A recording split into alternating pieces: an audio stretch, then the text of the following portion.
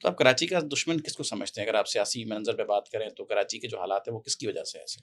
देखिए, कराची के दुश्मन वो तमाम लोग हैं जो कराची से पाकिस्तान के लिए तो तमाम टैक्स ले जाते हैं, मगर जब वो टैक्स वापस किए जाते हैं कराची की बेहतरी के लिए, तो वो कराची को वापस नहीं मिल पाते। अब एनएफसी के नाम पर कराची से पाकिस्तान का तकरीबन 70% रेवेन्यू जो है वो कौमी ख़जाने के लिए जाता है।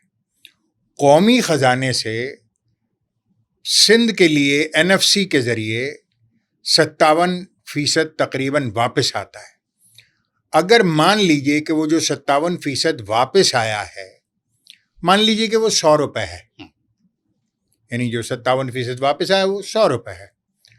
मौजूदा मरदमशुमारी, जिसको मैं बिल्कुल तस्लीम नहीं करता, एमक्यूएम बिल्कुल तस्लीम नहीं करती, बावजूद इसके कि उसमें 70 लाख लोग हमने इजाफा करवाए, वो मरदमशुमारी बताती है कि कराची की आबादी 2 करोड़ है। 2 करोड़ 10 लाख, जो 2 crore 10 lakh to be very precise.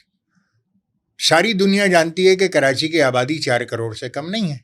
ज़्यादा ही। अगर हम कराची की आबादी को 2 करोड़ 10 लाख ही मान लें, बिल फर्ज मुहाल अगर मान लें, तो ये 2 करोड़ 10 लाख जो है सिंध की कुल आबादी का 37% बनता है। इसका मतलब ये है कि जो कुछ सिंध को आ रहा है एनएफसी के नाम पर, उसका 37% हिस्सा तो कराची का है। बगैर सोचे समझे कराची आ जाना चाहिए। ऐसा ही है। अब यूं समझ लीजिए कि गुज़िश्ता 15 बरस में कराची के जो पैसे कराची को नहीं मिले वो हैं 3 खरब 400 अरब। 15 सालों में 3 खरब 400 3 खरब 400 अरब। और ये मैं नहीं कह रहा हूं, ये कराची के पैसे हैं। ये कराची के पैसे थे। भाई, अगर 37% आबादी है, हाँ, तो जो कुछ एनएफसी है उसमें 37% कराची का है। बड़ी सीधी सी बात है, क्योंकि एनएफसी ज्यादातर जो है वो आबादी की बुनियाद पर ही तकसीम होता है ना। ऐसे ही।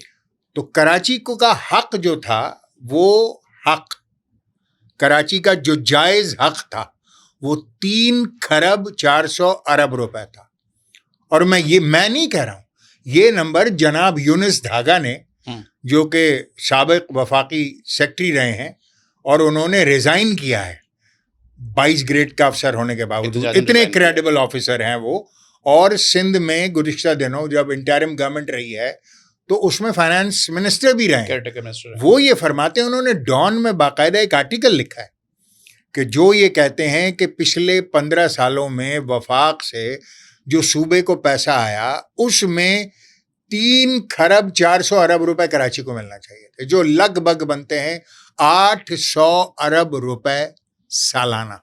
बिल्कुल ऐसे ही। अब मुझे बताइए कि जो कराची के 800 अरब रुपए सालाना गज़ब कर रहा है, खा रहा है, लग पता नहीं कहाँ रहा है, ये तो कहीं नजर नहीं आ रहा। कराची से कश्मीर तक एक ही सूरत है हाल दिखाई दे रही है। तो अगर लग कहीं नहीं रहा तो कौन है ऐसा जो कि कराची का दुश्मन, जो किसी के 800 रुपए खा जाए? भाई, लोग उससे दुश्मनी कर लेते। 8,000 रुपए, 8 लाख रुपए, आप किसी के 8 लाख रुपए तो खा के दिखाइए। बिल्कुल ऐसे ही है। वो आपको बताएगा कि फिर उसने क्या किया, कोर्ट जाएगा, कानून और पुलिस और एफआईआर और थाना और जाली चेक और पता नहीं क्या क्या हो जाएगा।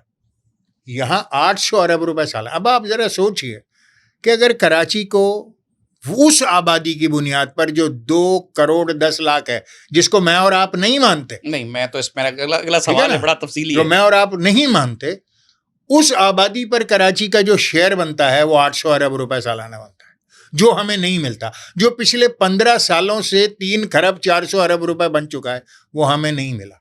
हम उसको दोस्त तो नहीं मानेंगे जो इसका जिम्मेदार है।